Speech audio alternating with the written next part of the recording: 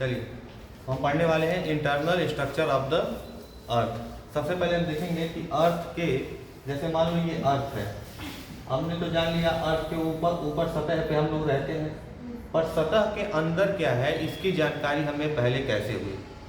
तो इसके लिए हमने बहुत सारा काम किया।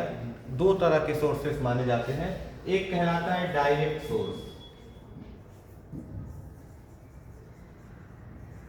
और एक क्या है इनडायरेक्ट सोर्स। डायरेक्ट सोर्स में हमने क्या किया, ड्रिलिंग किया, है ना। डायरेक्ट सोर्स में हमने ड्रिलिंग किया, खुदाई करनी शुरू की। ड्रिलिंग में हम जब पृथ्वी के सतह की ड्रिलिंग करते चले गए तो हमने 5 किलोमीटर अधिकतम ड्रिलिंग हमने किया है सोने की खदान में। उसके बाद हमने समुद्र में, सी में हमने खुदाई करना शुरू किया तो हमने 12 किलोमीटर ही अंदर हम जा पाए थे।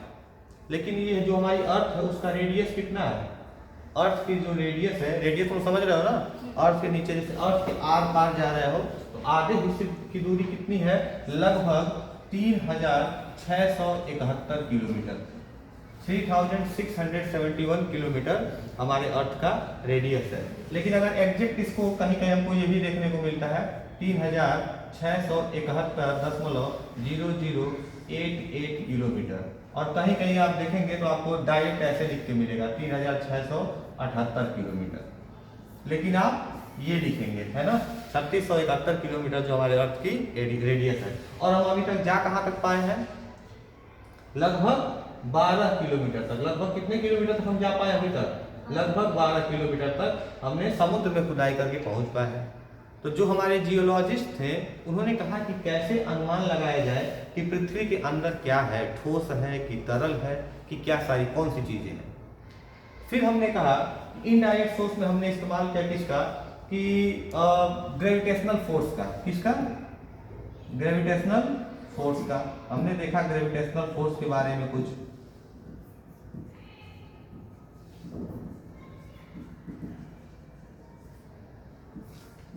अच्छा एक बात बताओ, जो ग्रेविटेशन है वो सॉलिड की अलग होगी, लिक्विड की अलग होगी, है ना। तो हमने देखा कि वेरिएशन आ रहा है। जहां पे हमारी पृथ्वी की जो हिस्सा जो हमारा ठोस है वहां पे ग्रेविटेशन कुछ और है, और जहां लिक्विड है वहां पे ग्रेविटेशनल फोर्स कुछ और है। तो फिर हमने कहा कि ये भी सटीक जानकारी नहीं दे पा रहा है कि अर्थ के अंदर एक्चुअली क्या है। तब हमने सिज्मिक वेव की जानकारी निकाली, भूकंपीय तरंगों की जानकारी, अर्थक्वेक वेव का। वेव तो हर जगह चलता है, हमने वेव को पहचानना शुरू कर दिया। अभी हम कोर, मेंटल और क्रस्ट के बारे में पढ़ेंगे, लेकिन अगली क्लास में पढ़ेंगे। आज हम डिटेल से जानेंगे किसके बारे में, आज हम डिटेल से पढ़ने वाले हैं सिज्मिक वेव के बारे में, अर्थक्वेक के बारे में। नॉर्मली आप हेडिंग डाल लीजिए अर्थक्वेक। आज हम पढ़ेंगे अर्थक्वेक के बारे में। स्पेलिंग सही है अर्थक्वेक का, सही है ना। आज हम पढ़ेंगे अर्थक्वेक के बारे में। अर्थक्वेक जान लो क्या है, कि पृथ्वी के अंदर से निकली हुई एक तरह की ऊर्जा है जो हमारे सतह को क्या कर देती है, हिला देती है, क्रैक ला देती है, जिससे दरारें पड़ जाती हैं और एकदम हिला के रख देती है। जैसे कि मान लीजिए आप एक बिस्किट लिए हैं, है ना, उस बिस्किट को अगर तोड़ोगे तो उसमें क्रैक आ जाएगा। अगर उस बिस्किट पे चींटी है और फिर उसको तोड़ो तो चींटी के लिए वो क्या है, एक तरह का अर्थक्वेक है। समझ में आ रहा है। तो इस अर्थ पे हम लगभग एक चींटी जैसे ही है ना। तो अर्थक्वेक में जो अर्थक्वेक से जो वेव निकलती है उनको सिज्मिक वेव कहा जाता है। क्या कहा जाता है, सिज्मिक वेव। सिज्मिक वेव होती है दो प्रकार की, है ना। एक होता है बॉडी वेव, और एक आपका होता है सरफेस वेव।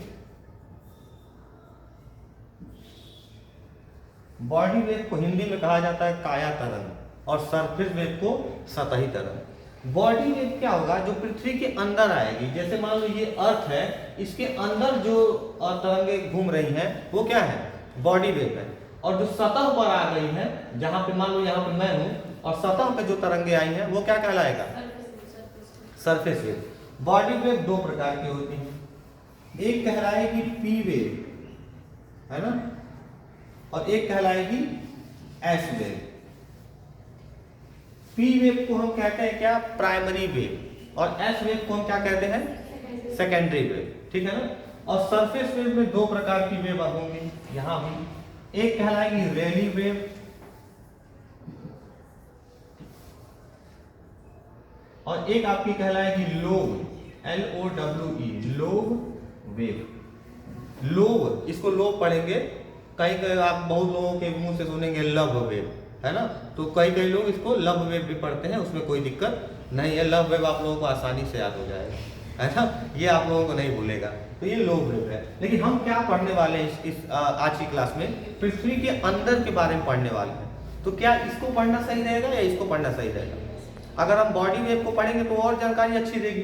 तो अगर हम इन दोनों वेवों के बारे में थोड़ा सा, इन दोनों वेवों के बारे में जान लेते हैं। सबसे पहले हम देख लें प्राइमरी वेव के बारे में, ध्यान से सुनना वरना ये चीजें अटक जाएंगी। प्राइमरी वेव के बारे में, प्राइमरी वेव क्या होता है ना कि ये सबसे पहले आता है। जो प्राइमरी वेव होता है ये सबसे, इसका पहले कैरेक्टर में क्या लिखोगी, ये सबसे, it is the first to reach on the surface, ये सबसे पहले आएगा। और साथ ही साथ सबसे ये फास्ट होता है, बहुत तेजी गति से चलता है। इसकी जो वेलोसिटी होती है काफी तेज होती है, इसकी जो स्पीड होगी काफी तेज होगी। दूसरा ये सॉलिड और लिक्विड दोनों में चलेगा। जो प्राइमरी वेव है वो सॉलिड और लिक्विड दोनों में चलेगा। लेकिन जैसे ये सॉलिड में से लिक्विड या फिर लिक्विड में से सॉलिड की ओर आएगा, इसमें डायरेक्शन चेंज हो जाएगा। डायरेक्शन क्या हो जाएगा, चेंज हो जाएगा। जैसे कि मान लो ये वेव ऐसे चल रही है ना, मान लो ये वेव लिक्विड से चल रही है और अचानक से यहाँ सॉलिड आ गया तो ये ऐसे घूम जाएगी। या फिर सॉलिड से चल रही है, लिक्विड आ गया तो फिर वो डायरेक्शन चेंज कर देगी, घूम जाएगी। ये है आपका क्या, प्राइमरी वेव, यानी प्राथमिक तरंग का कैरेक्टर है ये। दूसरे कैरेक्टर हम किसके बारे में समझेंगे, दूसरा क्या था बॉडी वेव में, सेकेंडरी। सेकेंडरी वेव को हिंदी में क्या बोलोगे, द्वितीयक तरंग, है ना। इसका कैरेक्टर क्या है, ये स्लो होता है, ये स्लो होता है, प्राइमरी वेव से स्लो होता है। और इसका दूसरा कैरेक्टर क्या है कि ये प्राइमरी वेव के बाद आता है, ये दूसरे नंबर पे, ये वाली तरंग जो है ना ये दूसरे नंबर पर आएगी। ये वाली तरंग दूसरे नंबर पर आएगी, पहले तो प्राइमरी वेव आएगी, उसके बाद कौन सी आएगी, सेकेंडरी वेव। और इसका तीसरा कैरेक्टर क्या है, ये सिर्फ सॉलिड में चलता है, लिक्विड में ये तरंग नहीं चलेगी, सिर्फ और सिर्फ सॉलिड में ही चलेगी। और इसमें भी जैसे ही इसका मीडियम चेंज होगा, अगर सॉलिड से लिक्विड आया तो ये भी अपना डायरेक्शन चेंज कर लेगी। ये भी डायरेक्शन क्या करती है, चेंज करती है, डायरेक्शन चेंज करती है, पर लिक्विड में जाएगी नहीं, याद रखिएगा आपको। अब वो रैली और लव वेव तो सरफेस का केस है, उसको हम बाद में देखेंगे, ठीक है ना।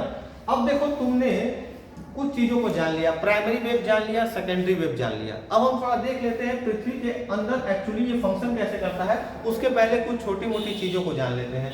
जैसे कि मान लीजिए ये अर्थ है, ये अर्थ है, यहां से भूकंप की शुरुआत हुई, जहां से भूकंप की शुरुआत होती है उस एरिया को हम बोलेंगे फोकस। क्या बोलेंगे, फोकस, है ना।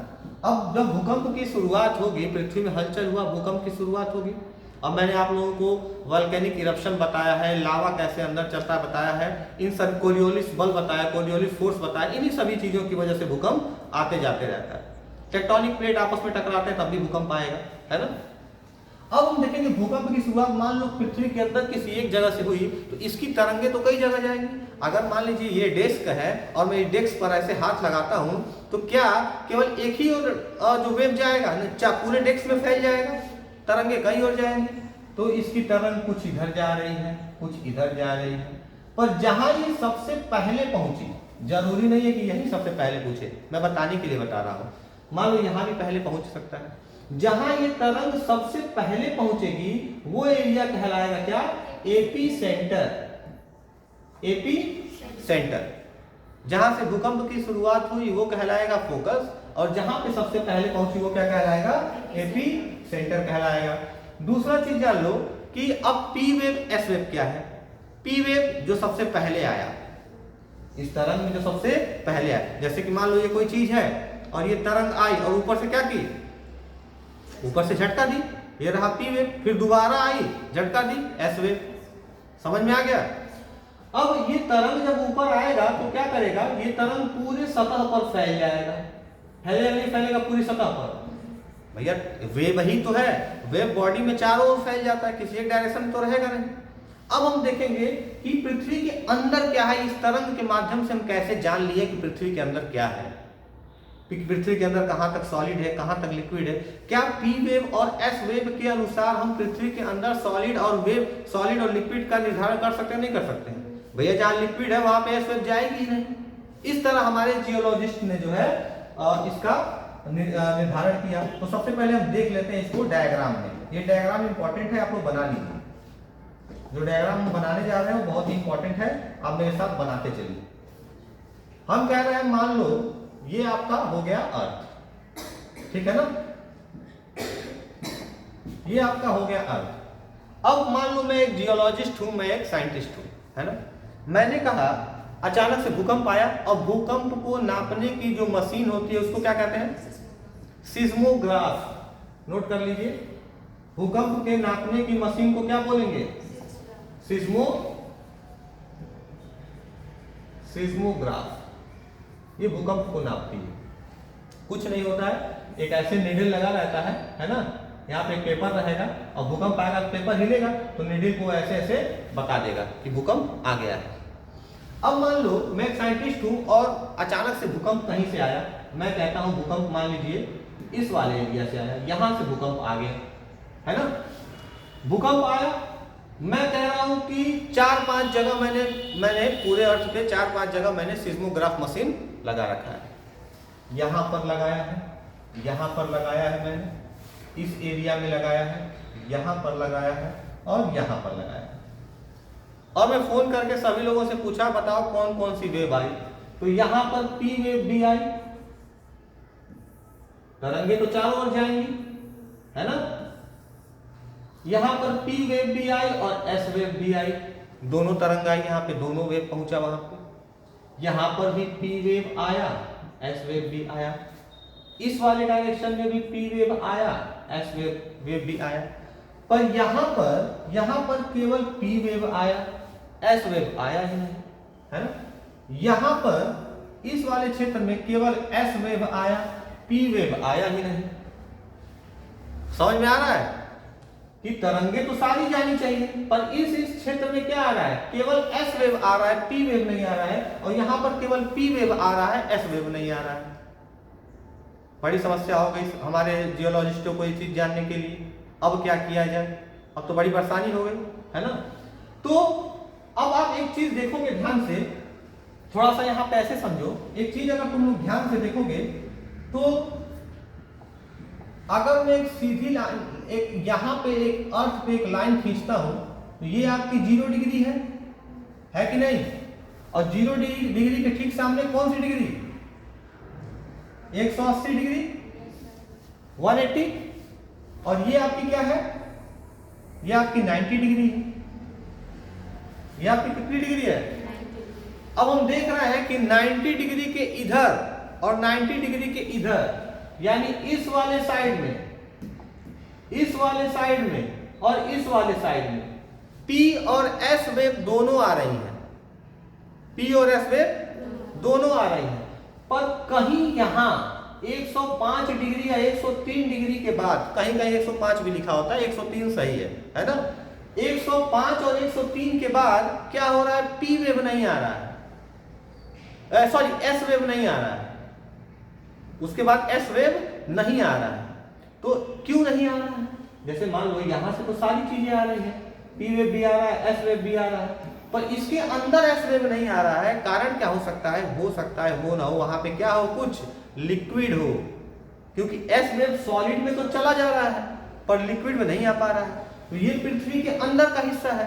यहां से हमने पता लगाया पृथ्वी के कोर में क्या है, लिक्विड है। तो थोड़ा सा एक अच्छा डायग्राम बना लेते हैं हम लोग पी वेव का और एस वेव का, और कहाँ कहाँ पी वेव आता है और कहाँ कहाँ एस वेव आता है। तो सबसे पहले हम देख लेते हैं एस शैडो जोन। जिस एरिया में एस वेव नहीं जाएगा वो क्या कहलाएगा? S shadow zone. तो सबसे पहले हम एस शैडो जोन का एक डायग्राम बनाकर देख लेते हैं। एस शैडो जोन क्या है? ये हमने बनाया अर्थ, सबको दिखाई दे रहा है? ये हमने बनाया अर्थ। अब हम इतना जान गए पृथ्वी के मध्य भाग में बीच में कहीं ना कहीं क्या है? लिक्विड है। तो ये हमने बना दिया एक अंदर भी एक छोटा सा गोला, क्या दिखाने के लिए कि अंदर क्या है? लिक्विड है। ये हमने बना दिया ऐसे यहां पे। ये हमने ग्राउंड शेप का यहां भी बना दिया। अब हमारे साइंटिस्टों ने क्या देखा कि पी वेव ऐसे आ रही है, एस वेव भी आ रही है ना? पी वेव भी आ रही है और एस वेव भी आ रही है। मैंने पी वेव भी बना दिया और ये येलो कलर में मैंने बनाया एस वेव।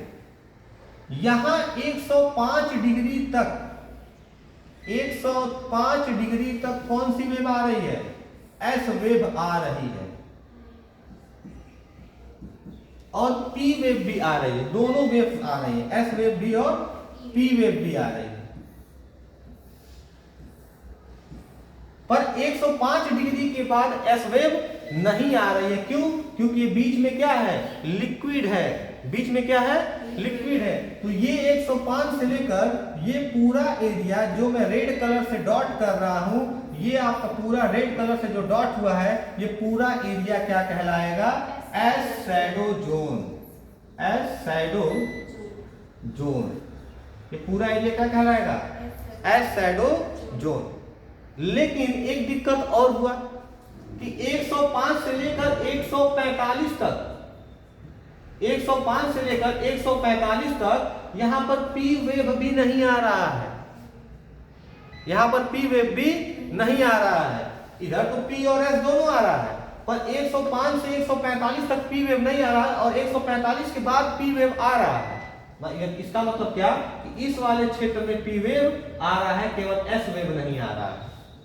एस वेव इसलिए नहीं आ रहा है, बीच में लिक्विड आ गया, 105 तक ही रह गया। अब देखते हैं कि आपका ये पी वेव क्यों नहीं आया।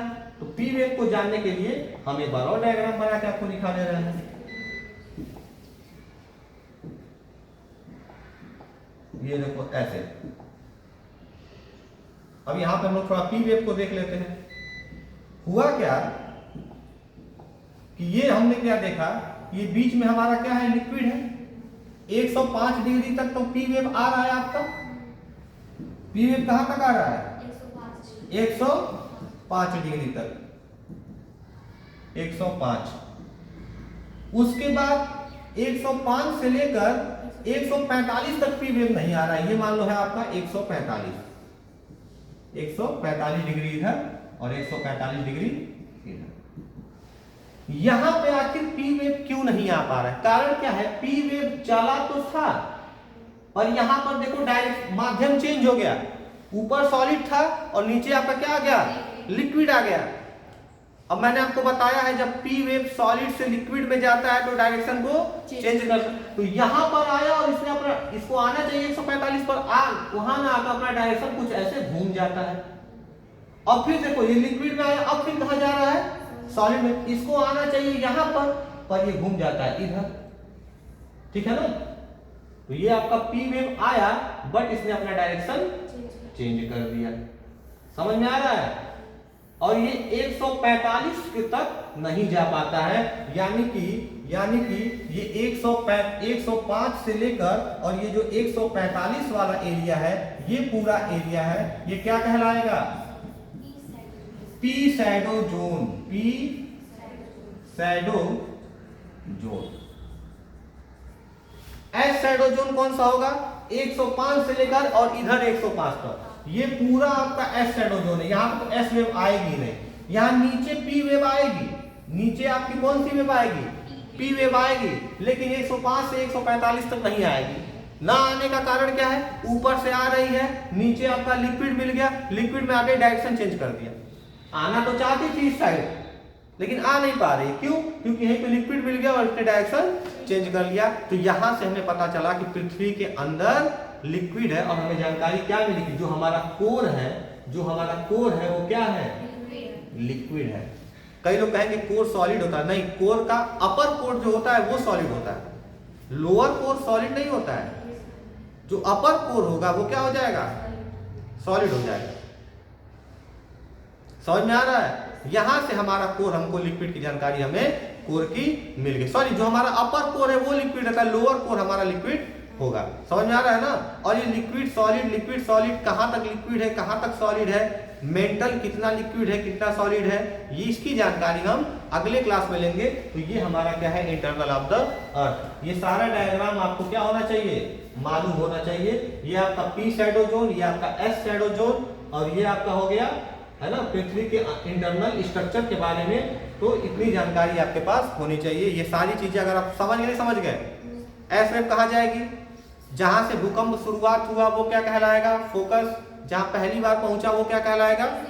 एपी सेंटर कहलाएगा। दो प्रकार की सिस्मिक वेव होती है, पहला क्या? बॉडी वेव, दूसरा सरफेस वेव। अर्थ के इंटरनल को जानने के लिए दो ही वेव का इस्तेमाल करते हैं, प्राइमरी वेव और प्राइमरी वेव का कैरेक्टर क्या होता है? सबसे फास्ट, सबसे तेज आएगी, पहले आएगी, सॉलिड लिक्विड दोनों में चलेगी। सॉलिड से लिक्विड में जाएगी तो डायरेक्शन चेंज कर देगी। एस वेव का कैरेक्टर क्या है? स्लो आती है, प्राइमरी के बाद आएगी, केवल सॉलिड में चलेगी, लिक्विड में ये वेव नहीं चलेगी, ये भी डायरेक्शन चेंज करती है। 105 डिग्री के बाद और इधर राइट साइड में 105 तक एस शैडो जोन होता है, और पी शैडो जोन 105 से 145। 105 से 145 क्यों होता है? क्योंकि प्राइमरी वेव आती तो है पर बीच में लिक्विड आ जाता है तो डायरेक्शन बदल देती है और वो 145 के बाहर आकर गिरती है। समझ में आ गया सबको? तो कल हम क्रस्ट, मेंटल और कोर पढ़ेंगे, है ना? Thank you so much.